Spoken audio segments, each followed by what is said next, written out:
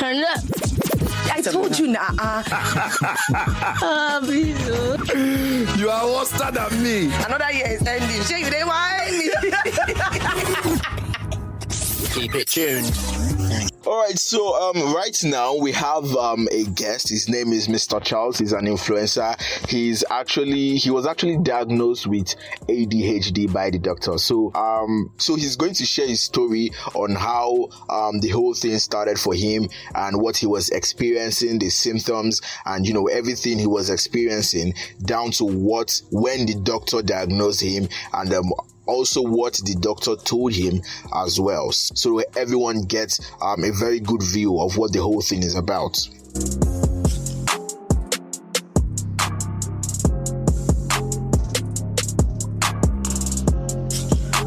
Okay, thank you, Benjamin, for this opportunity. So, ADHD is not something I just noticed yesterday, or it's not something that just popped up out of nowhere and then recently and I just went to have a diagnosis. It has been there. It is congenital, really. But at that moment as a child, it have been there even as a child. So, and at that moment I didn't really know it had a name. I think a lot of people who has ADHD might not even know they have a condition, because it's something that seems like a normal stuff, disciplinary stuff, but it is not, because it is a health condition. So as a child, the first thing I noticed as a child was that I forget things. I forget instructions, especially instructions that does stimulate my attention. Like you might say, don't do this thing, right? And then maybe after like 2 hours, I'll do that same stuff that you asked me not to do. It's not because I don't respect you or I want to just intentionally do it. It is because I forgot. So because of that particular act, the people mislabeled me, really. They'll be like, this boy is stubborn, this boy is he doesn't listen, he's this and that. So because of a lot of people, like as a child, people felt I was stubborn, I don't listen. So they would often beat me, flog me. They felt it was a disciplinary issue instead of a mental health issue. I don't know if you understand me. And I don't really blame anybody, because I personally, I was a child. I did told there was a name for it. And in this country, mental health is not something. It's something anybody takes serious in this part of the world. Especially if it's not physical, if you're not physically injured. As far as you can see, you can talk, you're sound, your legs are fine, your hands are fine, right? You're not mad, conventionally crazy, like you don't enter market, you are okay. So another of it is that I have a short attention span, which means I don't like if we're having a conversation and you're not stimulating my attention, you're not catching my attention, I will just zone out. I will mentally leave you there. You might be talking to me, but I'm not even with you. I might be thinking about maybe something else that actually stimulated my attention. Maybe it's a story somebody told me yesterday, or something I'm supposed to do that I forgot somewhere. I'll just be somewhere else while you talk. So it affected me in school as a child then, because the average teacher is always concentrated on his favorite student, the ones at the front.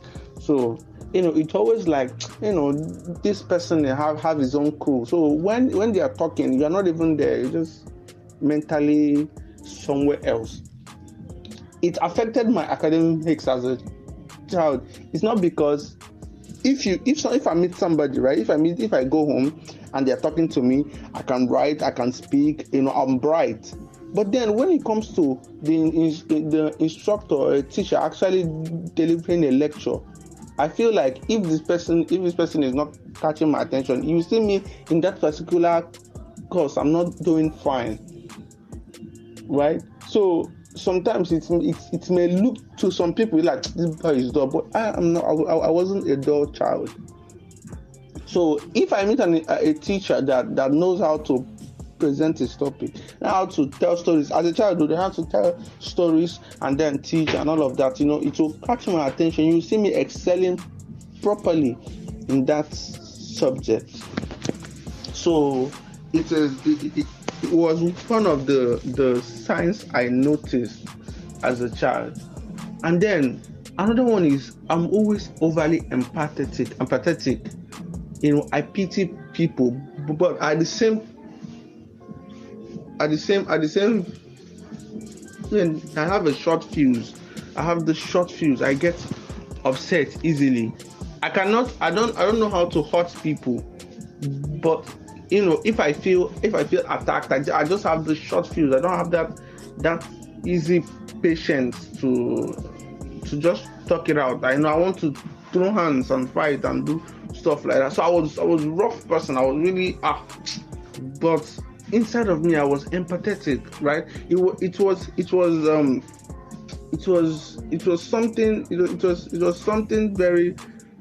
something I didn't understand. I felt like it was a normal stuff, even though everybody, this boy is stubborn. You don't listen. Stop. As a child, though, he's labeling here and there. This one will say that's stubborn. This one will say he should say no be ogbanje. He should say he's not possessed. Stuff like that. So as I was growing up, in secondary school, I was still, it was still the same stuff. It was still the same mental struggle and all of it. But then as I became an adult was when I had to find solution to this, because I would always procrastinate. I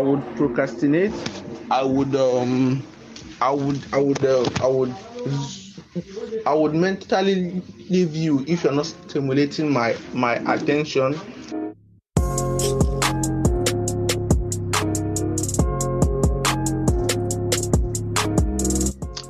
Personally, I'm a good problem solver. So I always have a solution to anything. If I see a challenge, right? If I just look at it, I find the best solution. But then the problem most times is how to deliver that solution I found. For example, in a workplace, right? We might have a solution. We might have a problem.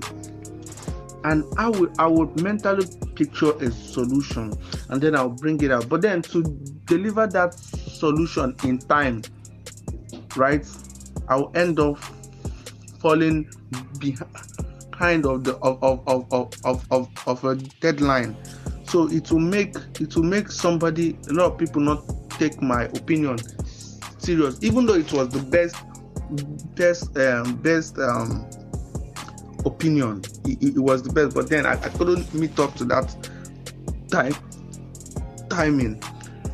And personally, I'm a stammerer. I don't know. It might be because of all those childhood trauma of mislabeling, assault, or whatever it is. It might be because of it. But I do not know. But I'm a stammerer, and right now, I'm trying to manage how I speak. As you can see, I'm speaking slowly just to be sure I'm being clear.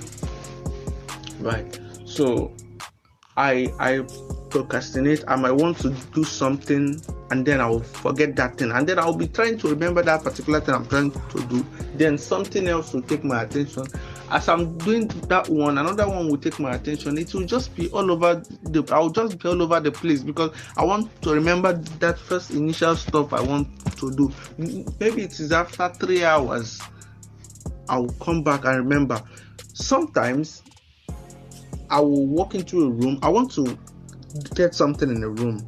Then I'll walk into a room and then I totally forgot what I want to come and get in this room. I will go outside. I want to do other things just to remember I'm going to take something. Maybe it's like 2 hours or 1 hour. I remember I want to go and take my brush from this room. Then I'll go in and take it. You see? So it is one of the, and all those things is something that when you tell people, it is normal. Even me, I do experience it now. A lot of people are suffering from this thing, but they don't understand. And as a person, it will disorganize you. It will disorganize you. It will make you fail in your work, your job, and whatever you're doing. This will affect you. So these are the things that I've experienced. Impulsiveness, emotional. How do I even put this? Sometimes I'm hyperactive, emotional. Because it's okay. If I'm excited, very excited, I tend to ignore some signs and then become impulsive. If I'm so sad, I'm very emotional, very, very sad, I tend to be impulsive too, right? So, and it is a common stuff that if you're an impulsive person, you are going to have an addiction because you will try to manage your anxiety or whatever you are feeling at that moment, right? You will try to manage it with either a drug or drink or whatever it is. But I don't have an addiction. I don't have an addiction at all. I don't have addiction. I drink, I smoke, but I'm not addicted. I can just, it should just be something once in 2 weeks stuff. It's not something that it must be, if I don't take this then I won't be able to function, right? So a lot of people with ADHD don't know, are not because most people want to link it with addiction. No, people with ADHD do not know how to keep to addictions because it requires dedication, right? And you are not there. So when you it's a funny stuff. So it is saving you while it is destroying you, right? So you cannot be addicted to anything. Anyone with ADHD can never be addicted to anything. They can easily pop out of any whatever addiction. He might okay, this week I want to drink, right? I'll drink. But he will next week, I don't want to drink again, and then that is it. There is no addiction to anything. It's transferred into even in a relationship. Someone with ADHD might be in a relationship, so in love with somebody, so invested in somebody. So there will be a lot of emotional stress. He will persevere, but once he just says I'm out, it is like that. They can never. It's not something that I cannot do without this thing. No, he will always pop out and continue and do whatever he wants. It's not. They cannot dedicate something and then this thing. Yeah. So it is a problem. So these are the signs I noticed before I started to research, and then I started to see that this is a condition and there's actually a name for it. Then after a name, there is something I can do to manage it. There's something I can do to kind of be a more productive person, a better person. I could remember more because if you search on the internet right now, they'll say, don't worry, ADHD, you can put all your plans in a paper. You can write it down so you remember. That paper, when you write it down, I swear to God, that paper you wrote it down, you end up misplacing it. That paper, that thing, you need somebody with ADHD needs a coach, somebody that will put pressure on them. That is why,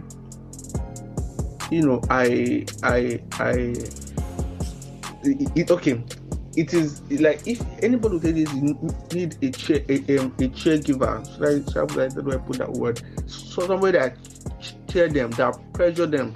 Hey, look, remember that stuff you want to do? Go and do it now. No, okay, he will say, I'll do it. Don't worry, let me finish. No, I want you to do it right now, right now, before you forget. Right? You see the thing? Now he will go and do that thing. He will become more productive. Instead of letting him write it down at his own time. At that his own time, you will forget that thing, that book that he wrote somewhere, and that is it.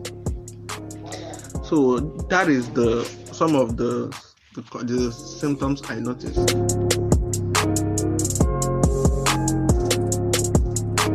Yeah, for the medications, there is only one medication I've taken. Ritalin is the name, and it works massively. It works excellent. It calms your nerve. It makes you focus.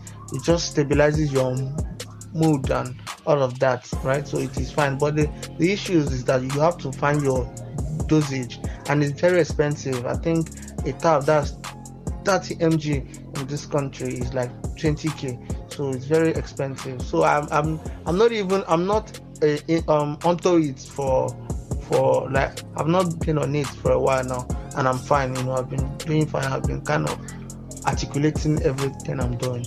So it does it. And also to manage it, you need to map out your plans. Like personally, I have a site, Notion, they call it Notion. It is where I kind of map out all my activities for a week. So where I get my notifications, alarm, because if you're a person with ADHD, you need alarm, a constant reminder that something. So I'll put alarms to remind me of something I'm supposed to do when I'm supposed to do them, and then I'll put the first alarm, second alarm, and third alarm, initial alarm, just in case I forget. In case I ignore the first one, I can remember the final one. So you understand. And then I write stuff. I write it down. ADHD is sophisticated, so it's not only limited to hyperactivity. You can have ADHD with anxiety, ADHD without hyperactivity, ADHD with depression, ADHD with a lot of things, right? So it is broad. So and in this country there is no much attention paid to it, and it's a problem. I think it's a pandemic, because a lot of people are facing this thing, and nobody and they don't even know they are facing it, and it's really affecting their entire life. And you see smart people that could excel in life, they are not doing it. They are not utilizing all their potentials, because something is dragging them, something is weighing them because of this particular ADHD. They become overly emotional. They suffer emotional trauma more than the normal person. For example, in a relationship, when somebody that has ADHD loves you, or they're in a relation with you, and there is a breakup, they suffer this more emotional stress and trauma, and it's very hard for them to move on and pick up themselves, right? Because normally on a normal day they are disorganized, they are struggling to kind of organize their schedules, and then an external force, emotional trauma is in it, so it destabilizes them. So in conclusion, the medication I take, Ritalin, but it's expensive. I've not been on this for a while. Also, you have to look for, articulate your event, whatever you want to do. You can, there is an application, they call it Notion, right? I use it on my laptop and on my phone to kind of write out, in the army, I kind of write out my duties, my schedules, whatever it is, my assignments, whatever I have to do, right? I write everything down with alarms just to remind me and to articulate whatever event I have to, whatever task I have to do. So that is it. Thank you.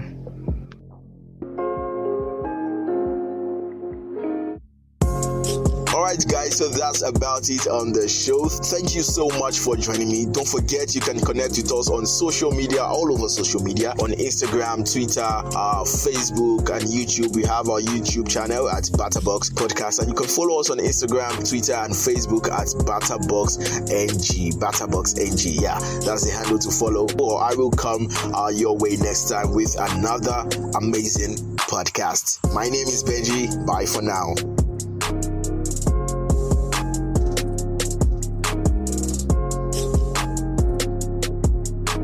Turn up.